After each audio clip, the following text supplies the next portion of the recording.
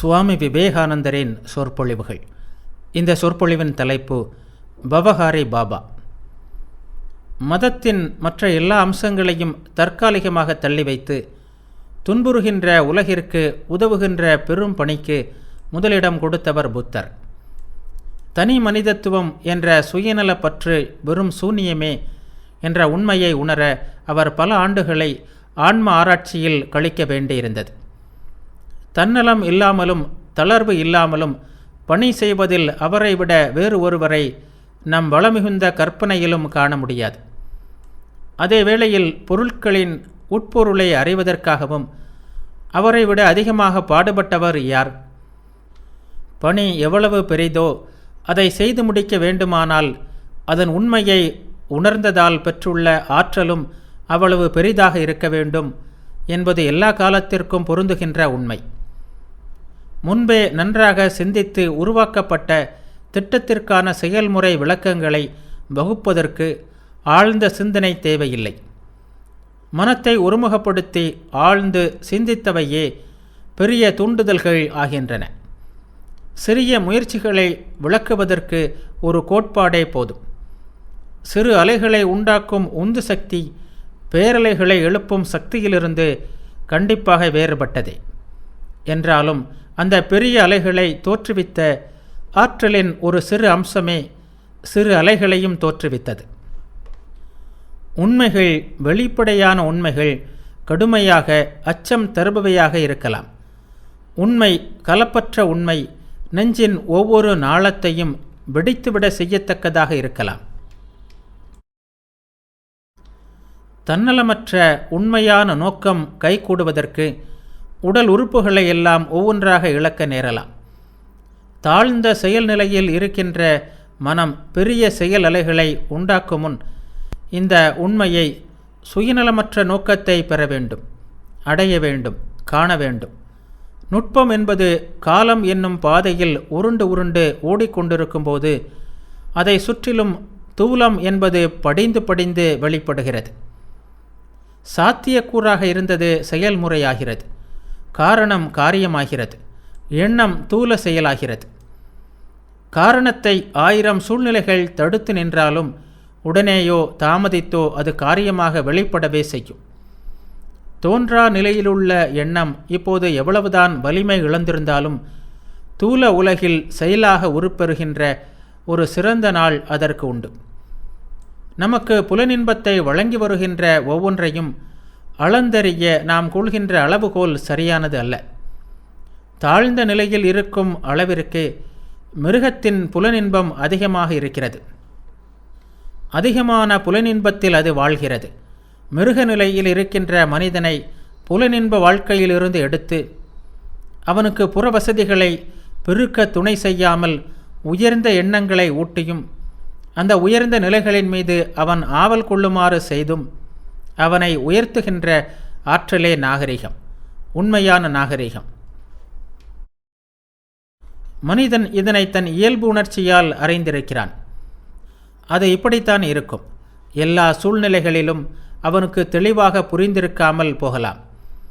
சிந்தனையாலான வாழ்வை பற்றி அவன் வேறுபட்ட பல கருத்துக்களுடன் இருக்கலாம். ஆனால் அந்த ஆற்றல் அவனிடம் இருக்கவே செய்கிறது. எவ்வளவு எதிர்ப்பு சூழ்நிலைகள் இருந்தாலும் முதலிடம் பெற அது முயன்று கொண்டே இருக்கும். மருத்துவனையோ, மந்திரவாதியையோ, புரோகிதனையோ, விஞ்ஞான பேராசிரியனையோ பயபக்தியுடன் வணங்குமாறு செய்து கொண்டே இருக்கும். ஒருவன் எவ்வளவு தூரம் புலன்களிலிருந்து விடுபட்டு உயர்நிலையில் வாழும் ஆற்றல் பெற்றிருக்கிறானோ, எண்ணங்களாகிய தூய ஆக்சிஜனை அவனது நுரையீரல் எவ்வளவு உட்கொள்ள முடியுமோ, அந்த உயர்ந்த சிந்தனை நிலையில் எவ்வளவு காலம் இருக்க முடியுமோ அந்த அளவை கொண்டுதான் அவனது ஆன்மீக முன்னேற்றத்தை அளவிட முடியும். பண்புடைய மக்கள் வாழ்க்கையின் தேவைகளை தவிர வாழ்க்கையின் சுகங்களுக்காக தங்கள் நேரத்தை செலவிட அருவருப்பு கொள்கிறார்கள்.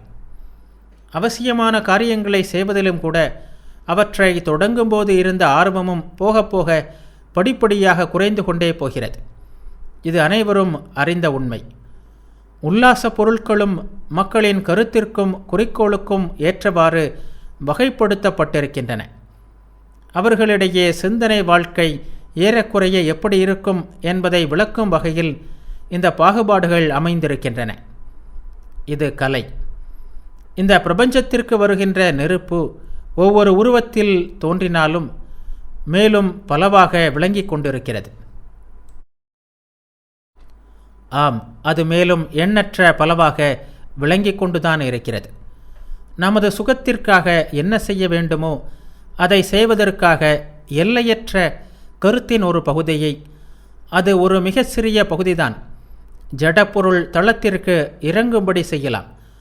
ஆனால் அந்த எல்லையற்ற கருத்தின் பிற பகுதிகளை விரும்பியவாறு பயன்படுத்த முடியாது. மிக மிக நுண்ணிய பொருள் நம் காட்சிக்கு புலப்படாமல் நழுவி மறைந்து கொண்டே இருக்கிறது.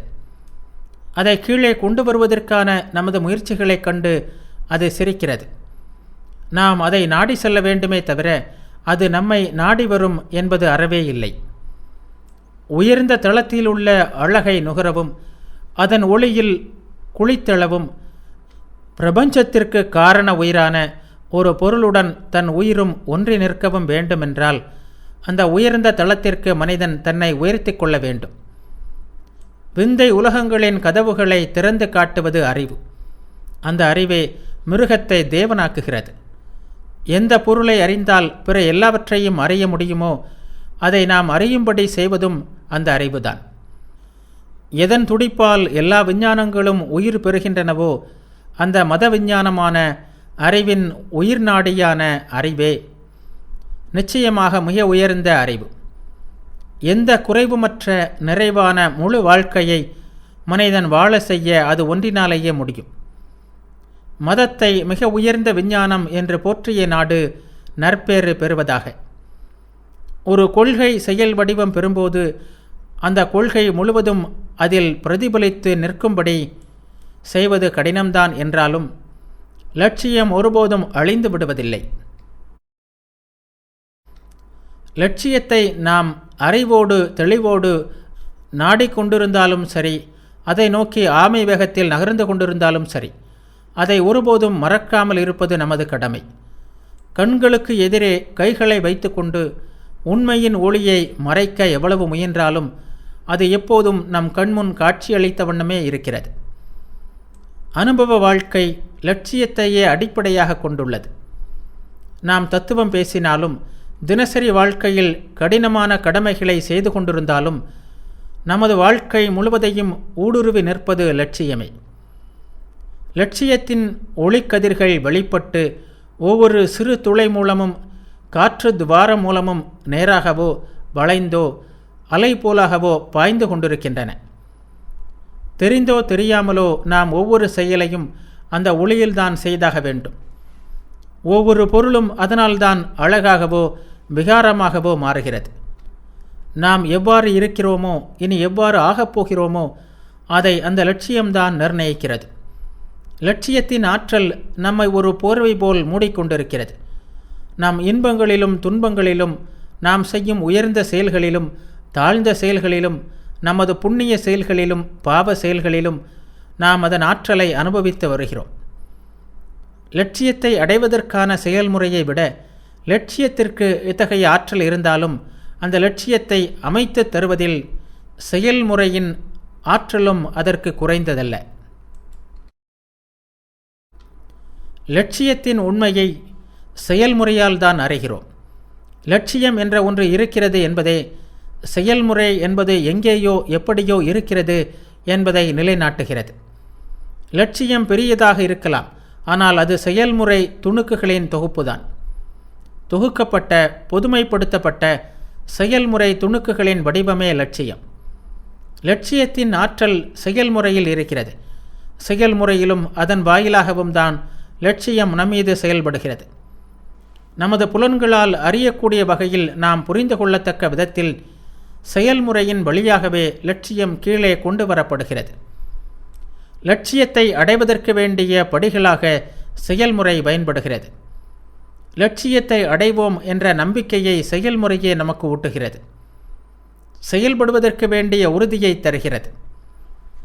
லட்சியத்தின் சிறப்பு இயல்புகளை தேன் சொட்டும் சொற்களால் விளக்கி பேசுபவர்களை விட அந்த லட்சியத்தை நேர்த்தி மிகுந்த பல்வேறு தத்துவங்களாக விரித்து காட்டுபவர்களை விட சொந்த வாழ்க்கையில் அந்த லட்சியத்தை வெளிப்படுத்துபவனே அதிக ஆற்றல் படைத்தவன். தத்துவ முறைகளை மதத்துடன் இணைத்து அனுபவ வாழ்க்கைக்கு ஏற்றதாக அவற்றை கீழே செயல்முறைக்கு கொண்டு வந்து அதனால் பெரியதோ சிறியதோ ஆன வெற்றி பெற முயல்கின்ற ஒரு கூட்டத்தினர் தோன்றாமல் அந்த தத்துவ முறைகளால் மக்களுக்கு எந்த பயனும் இல்லை. மிஞ்சி போனால் அவை அறிவுக்கு விருந்தாகின்ற சில வார்த்தை ஜாலங்களாக இருக்கலாம். நம்பிக்கை ஊட்டுவதற்குரிய எந்த அம்சமும் இல்லாத தத்துவ முறைகளை கூட யாரேனும் சிலர் கடைபிடித்து ஓரளவு நடைமுறையில் கொண்டு வந்தவுடன் பெரும் திரளான மக்கள் அவற்றை ஆதரிக்கிறார்கள். அதே வேளையில் தெளிவும் விளக்கமும் மிகுந்த நெறிகள் கூட அவற்றை செயல்முறையில் பின்பற்றுபவர்கள் இல்லாததால் வாடி அழிந்து போக நேர்ந்துள்ளது. சிந்தனையைப் போலவே செயல்களும் அமையுமாறு வாழ பலரால் முடிவதில்லை. பேறு பெற்ற சிலரால் அது முடியும். நம்முள் பலரும் ஆழ்ந்து சிந்திக்கும்போது செயல்திறனை இழக்கிறோம். அவ்வாறே அதிகமாக செயல் புரியும் போது ஆழ்ந்து சிந்திக்கும் ஆற்றலை இழந்து விடுகிறோம். இதனால்தான் மிக சிறந்த சிந்தனையாளர்களுள் பெரும்பாலானோர் தங்கள் சிறந்த லட்சியங்களை செயல்முறைப்படுத்துவதை எதிர்காலத்திடம் விட வேண்டியிருந்தது. செயல்திறன் மிக்கவர்கள் அந்த சிந்தனைகளை செயல்படுத்தி பரப்ப முன்வரும் வரையில் அவை காத்திருக்கவே வேண்டும். இதை எழுதி கொண்டிருக்கின்ற வேளையில் என் மனக்கண் முன் காட்சி ஒன்று தோன்றுகிறது. அர்ஜுனனுடைய தேரோட்டியான கண்ணன் இரு படைகளுக்கும் நடுவே தேரில் நிற்கிறான். இடது கையால் வேகமிக்க குதிரைகளை அடக்கிய வண்ணம் இருக்கிறான். கவசம் அணிந்த ஒரு போர் வீரனாக உள்ளானவன். அவனது கழுகு பார்வை அந்த மாபெரும் படைகளின் அணிவகுப்பு முழுவதன் மீதும் படிந்து செல்கிறது. இரு தரப்பு படைகளின் ஒவ்வொரு அம்சத்தையும் மிகவும் இயல்பாக எடையிடுகிறான் அவன். அதே வேளையில் திகைத்து நிற்கின்ற அர்ஜுனனுக்காக செயலின் அற்புத இரகசியத்தை அவன் பேசுகிறான். செயல்களின் ஊடே ஓய்வு பெறவும் ஓய்வின் ஊடே செயல் புரியவும் யாரால் முடியுமோ அவனே மனிதருள் ஞானி, அவனே யோகி, அவனே எல்லா செயல்களையும் செய்ய வல்லவன் என்று கீதை கூறுகிறது. இதுவே முழுமையான லட்சியம். இதை அடைவது மிக சிலரே. எதையும் உள்ளது உள்ளபடி நாம் ஏற்றுக்கொள்ள வேண்டும். பல்வேறு மனிதர்களிடம் வெவ்வேறு அம்சங்கள் சிறப்பாக இருக்கும். அவற்றை ஒருங்கிணைப்பதிலேயே நாம் திருப்தி கொள்ள வேண்டியதுதான். ஆழ்ந்த சிந்தனை செல்வர்கள், பிறருக்கு உதவி புரிகின்ற பெரும் செயல் வீரர்கள், தன்னை அறிந்த ஆற்றல் மிக்க ஆன்ம ஞானிகள், அமைதியும் அடக்கமும் நிறைந்தவர்கள் என்று பல தரத்தினர் மதத்துறையில் உள்ளார்கள். வியக்கத்தக்க பணிவும் தன்னை அறிந்த அனுபவ நிறைவும் பெற்ற ஒரு மகானை பற்றிய கட்டுரை இது. காசியை அடுத்துள்ள குசி என்னும் இடத்திற்கு அருகே ஒரு கிராமத்தில் பிராமண குலத்தில் பிறந்தவர் அந்த மகான். அவரை பிற்காலத்தில் பவஹாரி பாபா என்று அழைத்தார்கள். அவர் சிறுவராக இருந்தபோது தம் தாய் மாமனுடன் தங்கி கல்வி பயில காஜிப்பூர் சென்றார். இந்து தபஸ்விகளை தற்காலத்தில் சந்நியாசிகள், யோகிகள், வைராகிகள், பந்திகள் என்று 4 முக்கிய பிரிவுகளாக பிரிக்கின்றனர். சங்கராச்சாரியரின் அத்வைதத்தை பின்பற்றுபவர்கள் சந்நியாசிகள். யோகிகள் அத்வைதத்தையே பின்பற்றினாலும் பல்வேறு யோக பயிற்சிகளில் சிறந்தவர்கள். துவைதிகளான ராமானுஜர் முதலானோரின் சீடர்கள் வைராகிகள். பந்திகள் அத்வைதம் துவைதம் இரண்டையும் பின்பற்றுபவர்கள். இவர்கள் முகமதியர் காலத்தில் தோன்றினர். பவஹரி பாபாவின் மாமா ராமானுஜரின் சம்பிரதாயமான ஸ்ரீ சம்பிரதாயத்தை சார்ந்தவர். அவர் ஒரு நைஷ்டிக பிரம்மச்சாரி, அதாவது ஆயுள் முழுவதும் பிரம்மச்சாரியாகவே இருக்கும் விரதம் பூண்டவர். காஜிப்பூருக்கு வடக்கே ஏறக்குறைய 2 மைல் தூரத்தில் கங்கை கரையில் அவருக்கு சிறிய நிலம் இருந்தது. அவர் அங்கு வாழ்ந்து வந்தார்.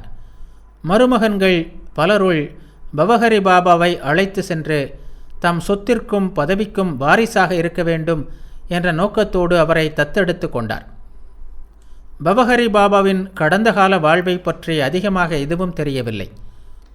பிற்காலத்தில் அவரை பலரும் அறியும் வண்ணம் செய்த சிறப்பு இயல்புகளில் எந்த அறிகுறியும் அப்போது அவரிடம் தோன்றவில்லை.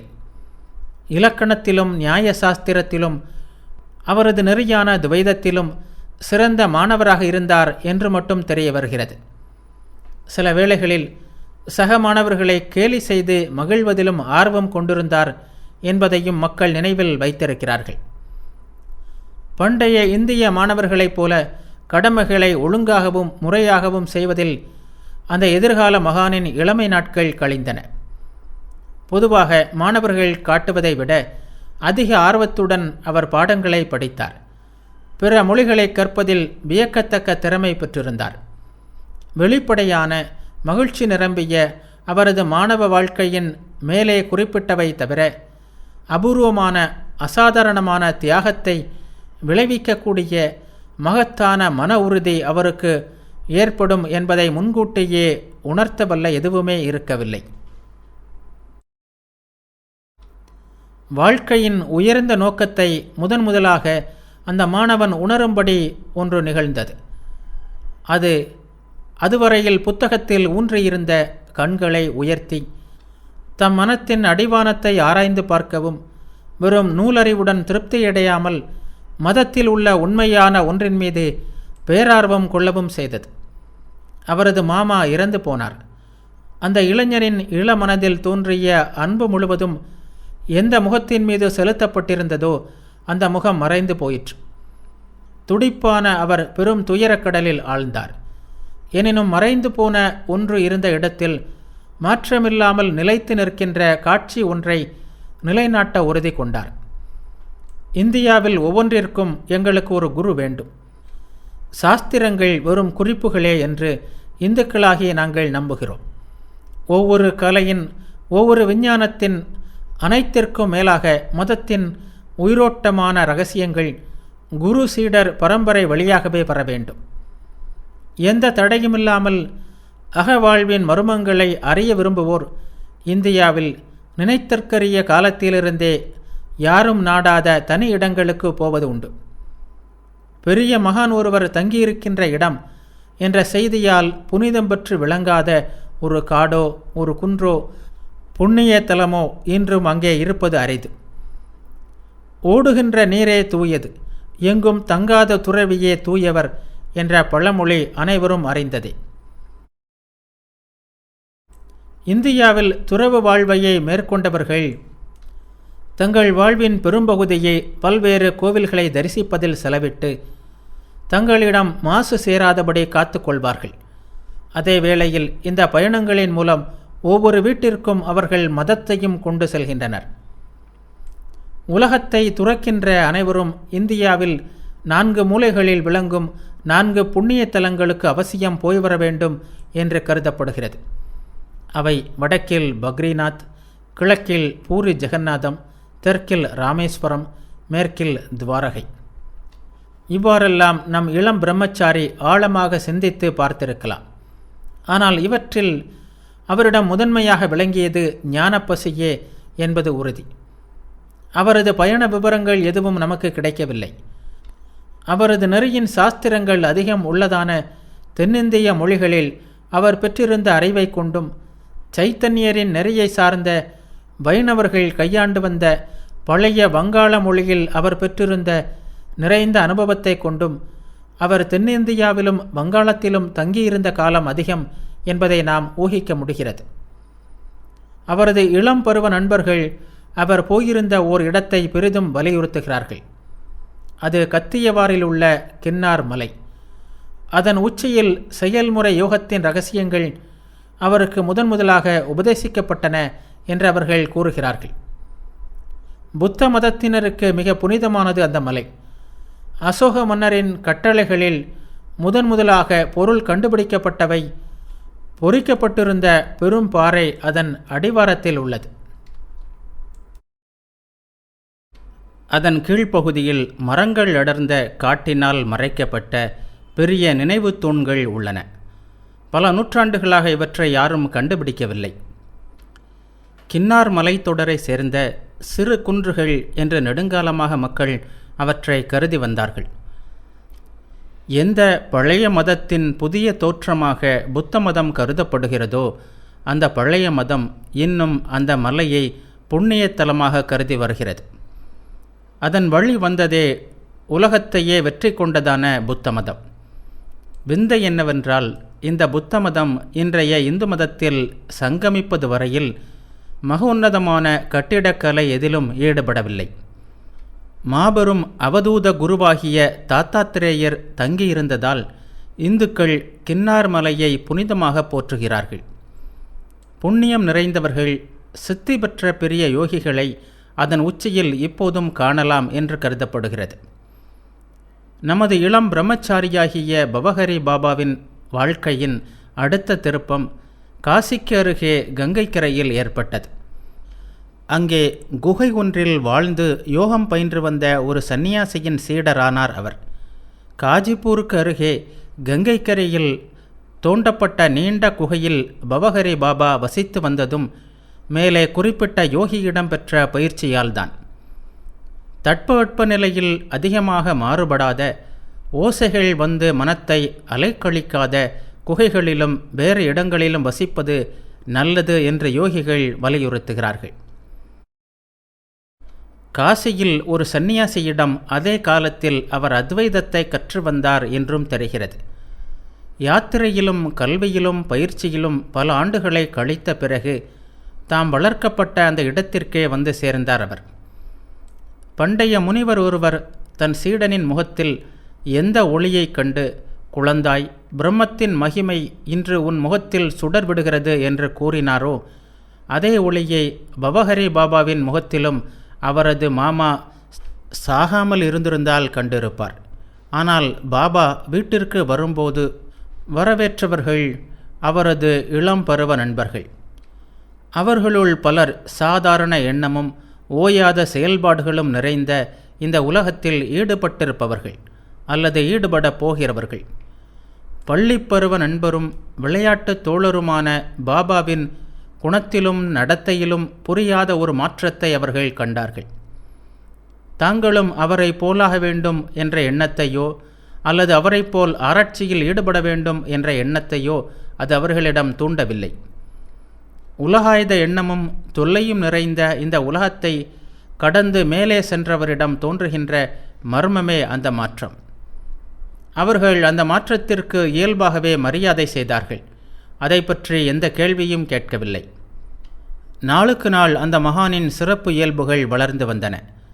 பூமிக்குள் ஒரு குகையை ஏற்படுத்தி குரு இருந்தது போலவே தாமும் பல மணி நேரம் குகையில் வாழத் தொடங்கினார்.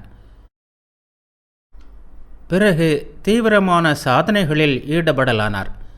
தமது அன்பு கடவுளாகிய ராமச்சந்திரமூர்த்தியை பாடி வழிபட்டார். சமையல் கலையில் தேர்ந்தவரான அவர் நல்ல உணவு வகைகளை சமைத்து நிவேதனம் செய்த பிறகு அதை நண்பர்களுக்கும் ஏழைகளுக்கும் பகிர்ந்தளிப்பார். இரவு வரும் வரையில் அவர்களின் வசதிகளை கவனிப்பார். இவ்வாறு தமது சிறிய ஆசிரமத்தில் நாள் முழுவதும் உழைப்பார். எல்லோரும் உறங்கியதும் கங்கை நதியை நீந்தி கடந்து அக்கறையை அடைவார். அங்கு இரவு முழுவதையும் சாதனைகளிலும் பிரார்த்தனைகளிலும் கழிப்பார். பின்னர் பொழுது விடியும் முன் திரும்பி வந்து நண்பர்களை எழுப்புவார். பின்னர் பிறரை வழிபடுவது என்று நாங்கள் இந்தியாவில் சொல்கின்ற மக்கள் சேவையில் ஈடுபடுவார். இதிலெல்லாம் அவரது உணவு நாள்தோறும் குறைந்து கொண்டே வந்தது.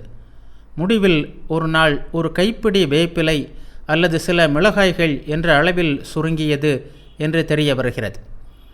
நாட்கள் செல்ல செல்ல நதியின் அக்கறையிலுள்ள காட்டிற்கு இரவில் போய் வந்ததை விட்டுவிட்டு தம் குகையிலேயே அதிகமாக தங்கி இருக்கலானார். தியானத்தில் நாட்கணக்கில் மாதக்கணக்கில் ஆழ்ந்திருப்பார் என்றும் பிறகு வெளியே வருவார் என்றும் சொல்கிறார்கள். அவ்வாறு ஆழ்ந்திருந்த நெடுங்காலத்தில் அவர் எதை உண்டு வாழ்ந்தார் என்பது யாருக்கும் தெரியாது. எனவே அவரை பவஹரி பாபா, அதாவது காற்றை உணவாக கொள்கின்ற முனிவர் என்று அனைவரும் அழைக்கலாயினர். ஆயுள் முழுவதும் அவர் அந்த இடத்தை விட்டு அகன்றதே இல்லை. ஒரு சமயம் அவர் தம் குகைக்குள்ளேயே நீண்ட காலம் தங்கிவிட்டார். அவர் இறந்து போனார் என்றே மக்கள் எண்ணினார்கள். ஆனால் நெடுநாட்கள் சென்ற பின்னர் அவர் வெளியே வந்து ஏராளம் சாதுக்களுக்கு விருந்தளித்தார். தியானத்தில் ஆழ்ந்திருக்காத போது அவர் தமது குகைக்கு மேலே இருந்த அறையில் இருப்பார். அப்போது தம்மை காண வருபவர்களை உபசரிப்பார். அவரது புகழ் பரவ ஆரம்பித்தது. இயல்பான தமது பெருங்குணத்தாலும் ஆன்மீக பண்பாலும் எல்லோரது அன்பையும் பெற்று திகழ்ந்தவரும், காஜிப்பூரில் அபினி துறையை சேர்ந்த ராய் ககன் சந்திர பகதூர் என்பவரே எனக்கு அந்த மகானை அறிமுகம் செய்து வைத்தவர்.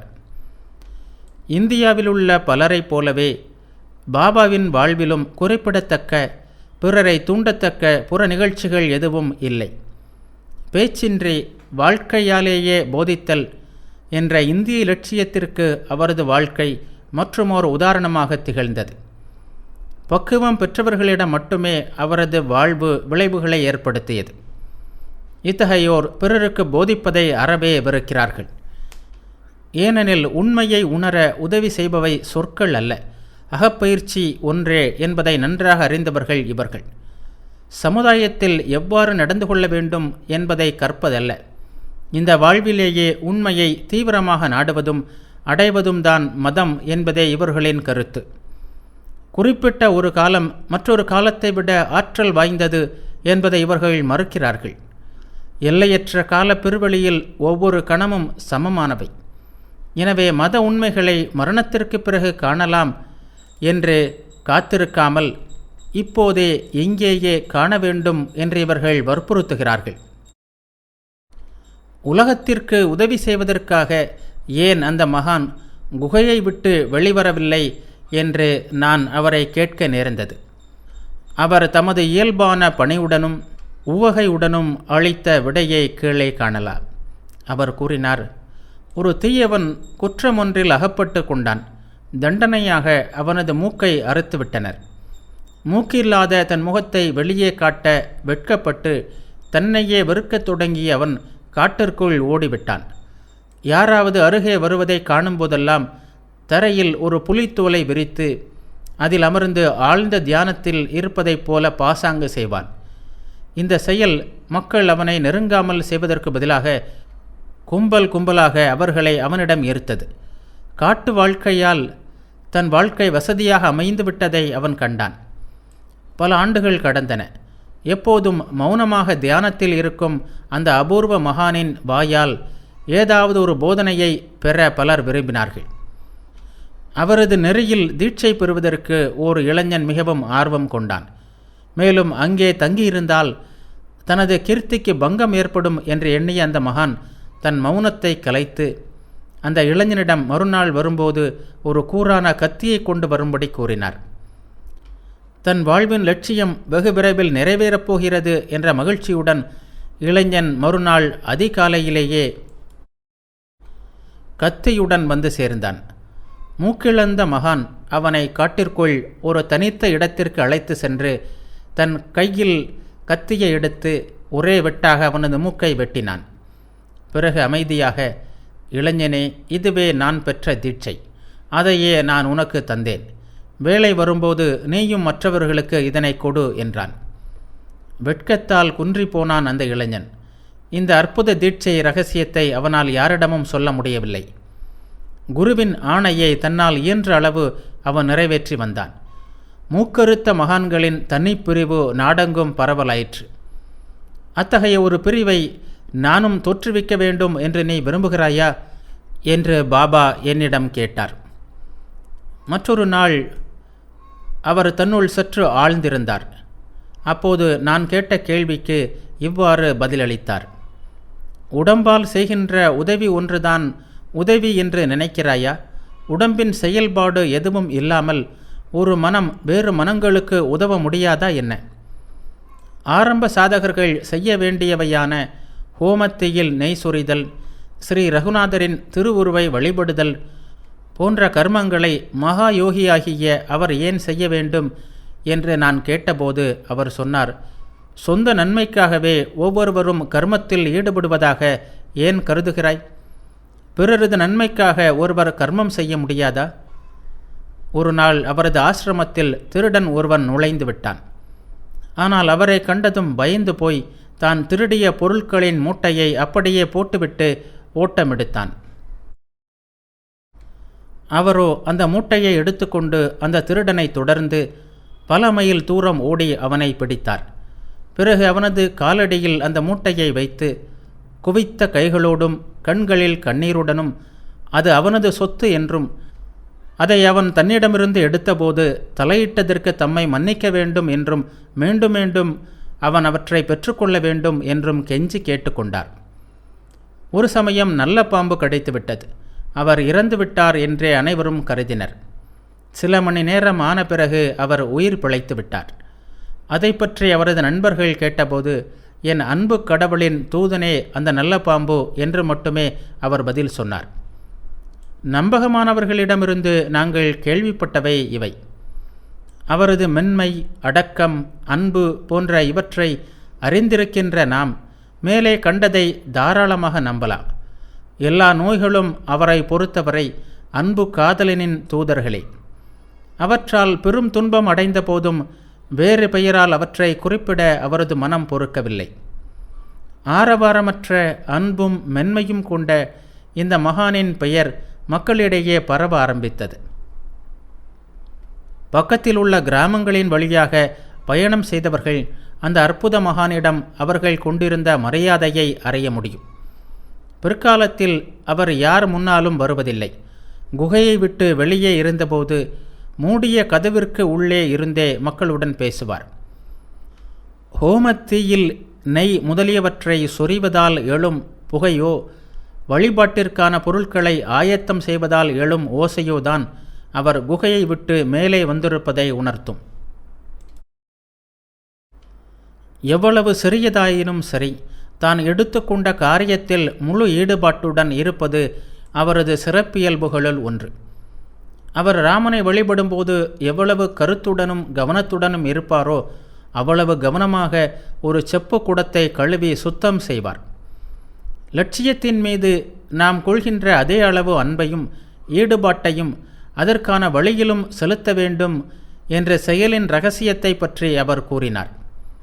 அதற்கு சிறந்த உதாரணமாகவும் அவரே விளங்கினார்.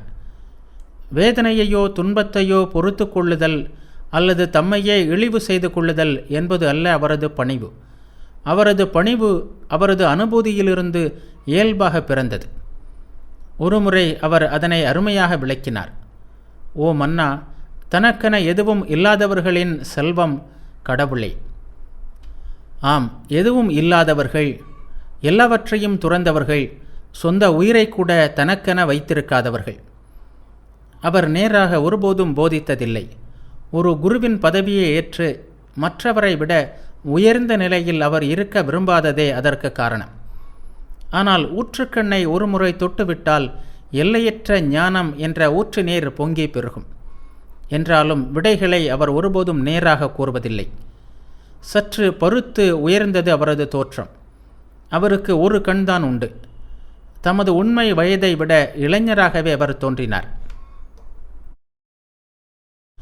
நான் கேட்டவற்றுள் மிக மிக இனிமையானது அவரது குரல்.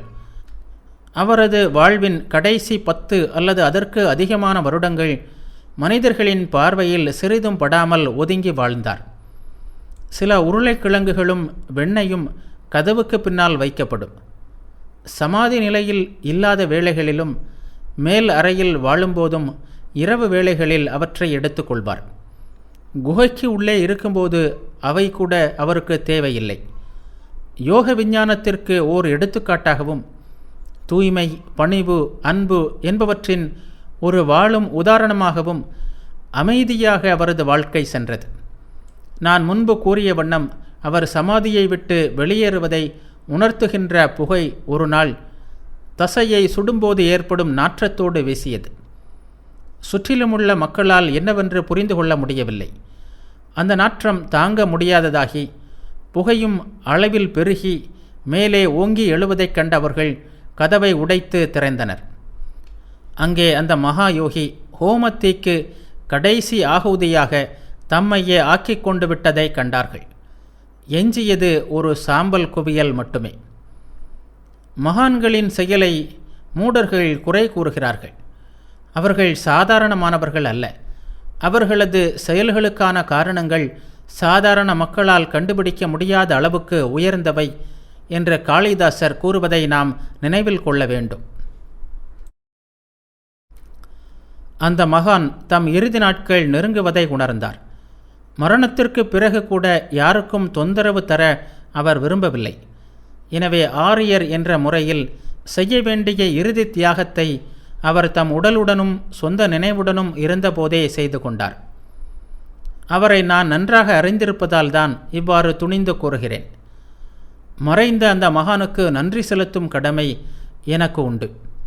இதை எழுத தகுதியற்றவனாக இருந்தாலும் நான் நேசித்து தொண்டுகள் செய்த மாபெரும் ஆச்சாரியர்களுள் ஒருவரான பவஹரி பாபாவின் நினைவிற்காக இதை அர்ப்பணிக்கிறேன்.